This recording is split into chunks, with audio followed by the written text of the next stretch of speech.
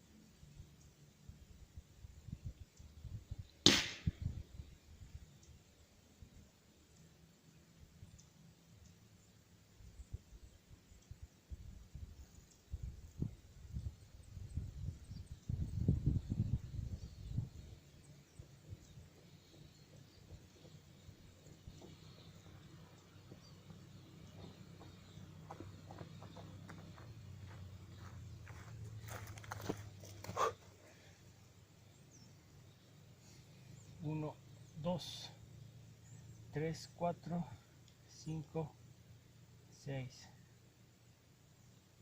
7. Quedaron aquí. Argus Pegasus 27 Gray. Próximamente estaré haciendo con los JSB para ver cómo agrupan. Bueno, gente, espero que les haya gustado. Estaré haciendo el video más adelante, dentro de una semana más o menos, que me lleguen los balines, para ver cómo agrupan y para salir de la duda si JSB vale la pena o no. Y mientras tanto seguir probando qué balín se adapta a mi rifle, para por lo menos centrarlo en una pulgada, 43 metros, 50. Así que bueno, espero que les haya gustado y será hasta la próxima. Gracias.